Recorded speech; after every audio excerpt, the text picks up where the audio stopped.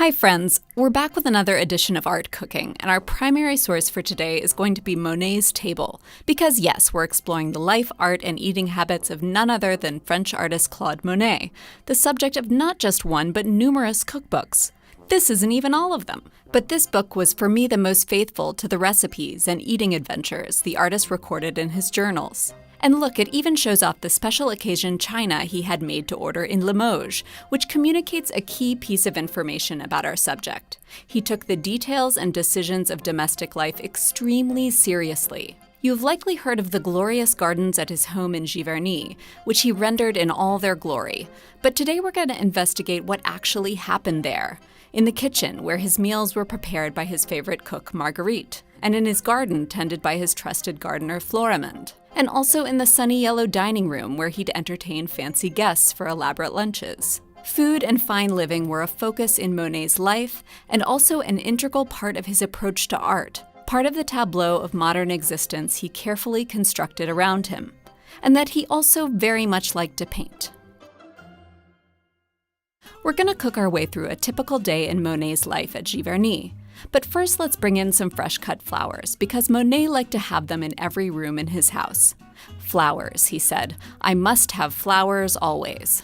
He liked to paint them too, of course, both in indoor settings and still life arrangements, and outdoors in compositions capturing urban gardens, and in the countryside where he enjoyed painting in plein air, the French term for painting outside. Our man Claude liked to arise early at 5 a.m. or first light, to explore his environs and look for things to paint. He'd return home for breakfast around 7 a.m., and we're not going to do a spread quite like the one recreated in Monet's Table, but we are going to make an egg dish called eggs orsini, included in Monet's Table and also in the Monet cookbook, where it's pictured beautifully. His breakfast usually involved eggs gathered from the chickens raised right next to his main house, and for this we're going to need 6 of them. Grab a towel. Yours doesn't have to have chickens on it, but it is a nice touch, and scrunch it up.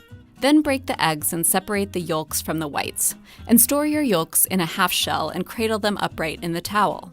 Next, you're going to take your egg whites and season them with a bit of salt, before setting about whisking them until stiff. While I'm testing my forearm strength, let's take this opportunity to look back at Monet's early life, when he was just a spring chicken. Sorry. Oscar Claude Monet was born in 1840 in Paris, to fairly well-to-do parents who soon after moved him to Le Havre in France's Normandy region where he grew up. He didn't talk a lot about his childhood, except his son-in-law would later report that Monet often repeated that friends are worth more than family. While you appreciate the not-so-passive-aggressive dig there, I'm going to call in reinforcements to help with the egg white beating cause. Because none of us gets anywhere in life completely on our own, and Monet grew up drawing and painting from a young age with the encouragement of his mother, who loved art and music and theater. By the age of 15, Oscar, as he was then known, made a name for himself making charcoal caricatures of locals around his town, which he sold for 10 to 20 francs each. And soon after, he met Eugène Boudin, a painter who took Monet under his wing, taught him his plein air technique, and passed along his deep appreciation for the play of light in natural scenes, mostly seascapes. When your egg whites look like the peaks of Boudin's waves, and are stiff enough to support the weight of a small spoon without sinking in, they're ready. You'll then need to liberally grease an oven-proof dish and pour in the whites, spreading them around to smooth the surface. Make little divots for your yolks, and then carefully slip them in, and curse when the very first one you do breaks. Then try a little harder and place the others even more carefully, before sprinkling with a couple tablespoons of grated Gruyere cheese and dotting with little pieces of butter, before sending it on to a 300-degree oven for 20 to 30 minutes or until the yolks are just set. While that's in, we'll get the rest of our breakfast ready, which is going to involve this lovely melon that I found at the farmer's market and reminded me of this one that Monet painted. His is reported to have been an early frame Prescott melon, aka Paris favorite, grown in his gardens, but I'm going to keep by the ethos the painter lived by at Giverny, to eat the best and freshest produce possible, and here we have it. But living wasn't always this easy for Monet. Young Monet was supported and encouraged by his aunt, Marie-Jeanne Lecadre, an artist in her own right who supported him financially since his father didn't approve of his chosen profession. Monet found his way to Paris by the age of 22, where he met and befriended artists including Pierre-Auguste Renoir, Frédéric Bazille, and Alfred Sisley, who would soon become his compatriots in Impressionism.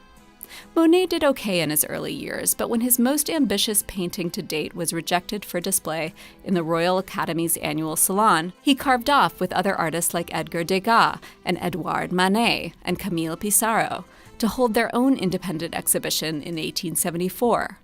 Their brushwork was looser and forms and figures less distinct than the academic artists of the time, and soon after they began to call themselves Impressionists, inspired by a critic's disparagement of one of Monet's contributions to the show, titled Impression's Sunrise.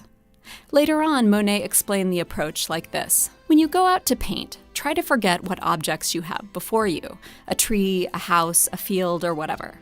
Merely think, here is a little square of blue, here an oblong of pink, here a streak of yellow, and paint it just as it looks to you, the exact color and shape, until it gives you your own naive impression of the scene before you. But at the time, Impressionism was not a household word, and that painting did not sell. While he did sell some canvases here and there, Monet struggled greatly during this period.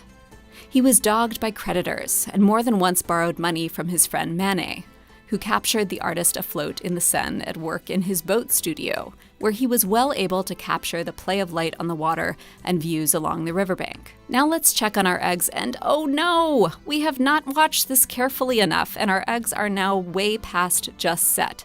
Gah, Monet would not approve. But we're gonna make the best of it and serve it up for two, adding some good French cheese, as Monet would often have Normandy's famous camembert, along with some bread and butter. And we'll add in our melon, too.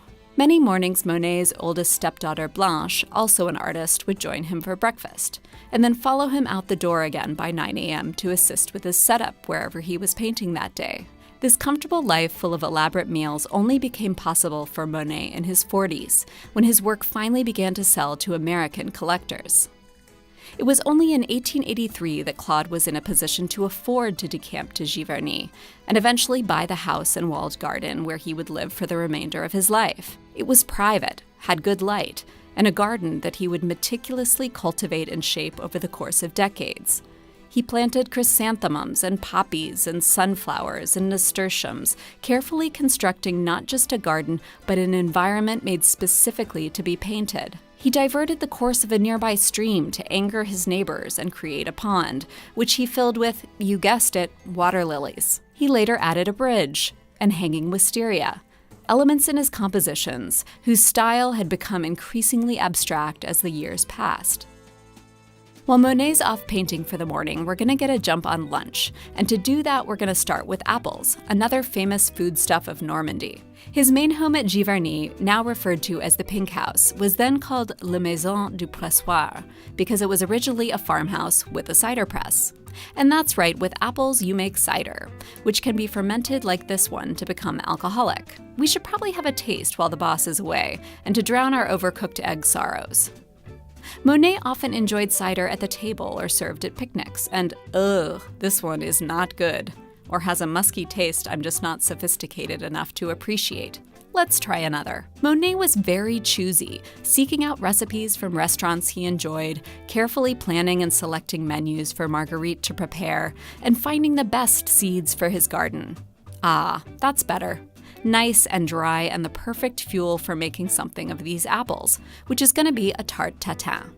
We'll follow the recipe in Monet's table, but also check the nice photography in the Monet cookbook to see the general appearance we're aiming for, but will no doubt fail to duplicate effectively. We're first going to set about peeling our apples, also sourced locally from the farmer's market. The recipe says 6, but we're going to go ahead and prepare the 9 we have. And critique our peeling style all you want, but do know our scraps are not going to go to waste. We have a special guest coming soon who's going to help us make use of them. Monet had fruit trees espaliered against the boundary walls of his kitchen garden, pears and plums, and also apple trees of the Reine de Renette variety that they'd use for this recipe. The tart tatin originates with none other than the Tatin sisters, who ran a hotel in the Loire Valley that Monet and Alice liked to visit. You might be wondering why we're going to the trouble of making such a nice dessert for lunch, and it's because lunch was when the Monets liked to entertain guests. The midday and early afternoon light was too harsh and thus Monet's least favorite time to paint, so why not use that time effectively? Whether or not guests were involved, Monet and his second wife Alice would devote time to devising the menu and like to cater to the preferences of special guests, including close artist friends, valued art dealers, as well as political and literary luminaries of the time. Okay, so now you're going to core the apples and cut them into fairly large pieces, about like this. Then find a deep pie dish or cast iron skillet or whatever roundish oven-proof dish you have and grease it with butter. Then start fitting the apple pieces tightly into the pan. When you fully occupied the base of the pan, dot the apples with 1 cup of unsalted butter cut into pieces. I didn't measure this because I misread the recipe and thought the 1 cup was for the sugar that goes on next. I should be sprinkling over top 2.5 tablespoons of confectioner's sugar, but I'm going all out here and using most of a cup of regular sugar. But hey, this kind of has to taste good, right? What we're functionally doing is putting all the ingredients for a caramel into the pan and letting it caramelize in the oven all around the apples. Because I'm well aware of my own shortcomings, I've skipped making my own pastry and purchased pre-made puff pastry from the freezer section of my market. You can and should make your own, but I've used this stuff before and I'm 100% confident that this will come out much better than if I did it myself. Once I've done the hard work of unwrapping it, I fold it over and roll it out enough so that I know it will cover my pan of apples. I have a plate that is roughly the same size as my pan, so I use that as my guide to cut the pastry in a circle that will fit perfectly over the apples. And miracle of all miracles, it does. I tuck in the sides a little and send it into a 400-degree oven to bake for 45 minutes. Now for all meals, Monet would have been sure to carefully select the very best produce that would have been prepared the next day. We sourced our spread from the farmer's market, but Monet's would have come from his 2.5-acre vegetable garden that was at the opposite end of the village from the main house. Tended by Florimond, who lived in the blue house on the property, the garden provided a constant supply of Claude's favorite fruits and vegetables. Zucchini, or courgette in French, was a favorite, but we're going to pull out these great-looking mushrooms. Monet's sons would go out and forage wild mushrooms for him in the local woods, and he also grew his own in the basement of the blue house. Let's pull some onions for later as well. The only recorded recipe that was truly Monet's and not gathered from other sources was one for ceps, which are wild mushrooms very much prized in France. They're close to porcinis, but have a thick edible stem that look like this. Again, I went with what was local and fresh, but we'll follow his recipe that instructs us to separate the caps and keep them whole, and then chop the stems finely. Now, living at Giverny not only allowed Monet to live the good life, but it also provided him a subject that he would observe and record as it changed over time. Different times of day offered vastly different lighting effects, as did weather conditions and, of course, the seasons. He created over 250 paintings of water lilies, but also examined the changing appearance of other subjects, including his Haystack series, and also his paintings of the Rouen Cathedral, which he depicted again and again, renting a room across from its facade and moving from canvas to canvas as the light changed throughout the day. This painting of exactly what is seen before you may seem pretty basic now, but then it was wildly different than the static, composed history pictures lauded by the establishment. Okay, so now we're to arrange the stems in a shallow oven-proof dish and lay the caps on top of them. Then sprinkle with 4 tablespoons of olive oil. Finally, turn around this knife that's been ominously pointing at me and whisk them off to a 325-degree oven for 20 minutes. While they're in, we mince 2 cloves of garlic and chop 4 sprigs of parsley and mix them together. After 20 minutes, pull the mushrooms and sprinkle them with the mixture and season them with salt and pepper. Then send them back into the oven for another 20 minutes. Okay, now time to contemplate what protein we're going to have for lunch. And to do so, I'd like to invite in our aforementioned special guest to help us decide. Please meet Mary Lou, a male chicken whose loving owners didn't realize his sex when they named him. And here we are. As you know, Monet did raise chickens, but not just for eggs, and kept them and also turkeys in pens conveniently close to the kitchen. But let's get you out of here, Mary Lou. You've helped me decide there will be no chicken for lunch today, but please know that Monet might not have been so kind. He also raised ducks who had a small pond to swim in and shrubs under which to nest. While we admire Mary Lou exploring my backyard, we might as well note that one of Monet's favorite subjects to paint, other than gardens and landscapes, was his first wife, Camille Dancieux, who he met in 1865 and married in 1870. She appears in over 30 of his paintings and even posed for all 4 figures of women in the garden. Tragically, Camille died shortly after giving birth to their second child, and a grieving Monet painted her for the last time on her deathbed in 1879. Claude then linked up with Alice Hochedé, who would become his second wife, joining their families, including Monet's 2 children with Camille and Alice's 6 children from her previous marriage. It was this large crew that occupied and enlivened the Monets' home at Giverny, where they arrived in the spring of 1883. All right, so it's not going to be poultry. Let's go with seafood instead. How about mussels with fresh herbs, or in French moule au vert, translated to green mussels in the Monet cookbook? We're going to work between these recipes and also consult some internet methods, first getting out our mussels, which we want to wash well in lots of cold water. Be sure to discard any that are broken or not tightly closed, and pull off the little beards that sometimes extend from where the shells split. Then we're going to coarsely chop 2 small onions and a couple stalks of celery, and set them aside with a few sprigs of parsley. And we also need to prep our green for the green mussels, which is going to be chives, standing in for the requested chervil, and arugula, standing in for the requested sorrel, along with more parsley and also some tarragon. We're going to give these all a good chop. And while I do this, let's talk about Monet's affection for both seafood and the sea. He grew up, of course, on the coast at Le Havre, and much enjoyed painting the coastline near there in his younger days, and the coastline near Dieppe when he was a mature artist. Not terribly far from Giverny, the seaport of Dieppe was Monet's source for fresh seafood, which they would go to the trouble to get for special lunch guests. Renoir very much liked Marguerite's bouillabaisse, and Cézanne liked a particular cod recipe recorded in Monet's journal. Now that we've got everything prepped, let's head to the stovetop where we're going to heat up a large pot that has a tight-fitting lid and melt some more butter in there. Throw in the onions and celery to sauté a bit, and also the parsley sprigs. Let's cook those for a minute while we open up a bottle of dry white wine and make sure the mussels are close by too. Add in a good amount of the wine, give it a stir, and tip the mussels over into the pot. Cover it with the lid and cook over high heat for about 10 minutes, giving it a good shake every once in a while, like this, or maybe a little more gently. While that's going, we're going to get our salad ready, which would accompany most meals. And Monet had to have it precisely his way, you'll be surprised to learn. Fresh greens were harvested from the garden, usually chicory or dandelions or purslane, and a bowl of them would be presented to Monet by Marguerite's husband, Paul, who was their valet and butler. Paul would hand Claude a large serving spoon, which he would fill with a tremendous amount of freshly cracked pepper, some salt, olive oil, and a drop or 2 of white wine vinegar. Paul would pour the contents over the greens and toss it, creating a salad so unbearably peppery that a separate salad had to be made for everyone else. If you want to know how the pepper happened, let's flash back for a moment. Here we are with my ceramic spice grinder, and into it we'll pour our peppercorns and set about grinding them in much the same way Cookie Monster eats cookies. This is an excellent activity for anyone with some tension to release, and Monet certainly did have tension in his life. The uncontested patriarch of the household, Monet was closely tracked by his family, who would try to guess at whether he was in a good mood or not.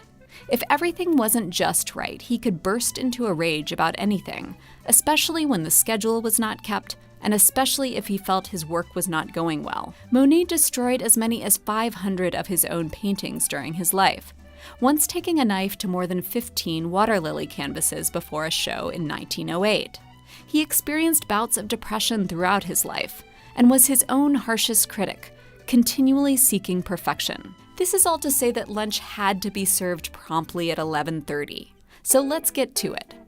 Remove the mussels when their shells have opened, making sure to discard any ones that didn't open fully in the steaming process. Add some butter to the remaining cooking liquid. Throw in the greens, and then spoon the mixture over the mussels. We're going to enjoy these with our mushrooms and some good bread, and also our way too peppery salad, in a manner not at all like the formal setup Monet would have had in his dining room. The strict schedule they followed continued throughout the day, with dinner for the family served promptly at 5:30, beginning with soup and proceeding with Monet helming the table and carving the meat that would be served. Because he got up so early, Monet also went to bed early, 9:30 p.m. at the latest. We are exhausted from all of this cooking and not at all the perfectionist Monet was, so we're gonna skip over dinner and just wrap things up by enjoying our apple tart. That was ready ages ago, by the way, and came out quite nicely. When it finished baking, we pulled it from the oven and overturned it onto a plate. Or at least we tried that and then had to loosen the pastry from the pan with a knife before it smoothly slid out. We clearly used apples that weren't firm enough for this endeavor, and have ended up not with nicely coherent segments of apples, but kind of a caramelized applesauce sitting atop the pastry. Which can't be too bad. Let's dish this up and serve it along with some creme fraiche, and also raise a glass to our man Monet, of Calvados, a distilled liquor made from apples, another famous export of Normandy. Monet once told art dealer René Gimpel, "I have always been a hearty eater, and it has never done me any harm. In fact, I think it was hearty eating and enjoying quality ingredients and the good company of family and friends that kept propelling Monet forward, helping him through rough times, whether they were rough financially or psychologically or creatively." He developed cataracts later in life and was deeply troubled by its effect on his work, which you can tell from the change of color tone in his later canvases. He underwent surgery on just one of his eyes, and as a result, he could see violets and blues through his right eye, but not his left. He had long brought to his works vibrant colors rarely seen before in art, until the end gave us a stirring glimpse into the world around him, precisely as he perceived it. Monet died of lung disease in 1926 at the age of 86, and his work would go on to influence so many others, who would follow his lead in rejecting the establishment style and pursuing their own creative visions. But while he was alive, it cannot be denied that this man knew how to live and how to appreciate and capture the world around him, just as he wanted it to be. Thanks to all of our patrons for supporting the art assignment, especially our Grandmasters of the Arts, Vincent Appa, Josh Thomas, and Ernest Wolf.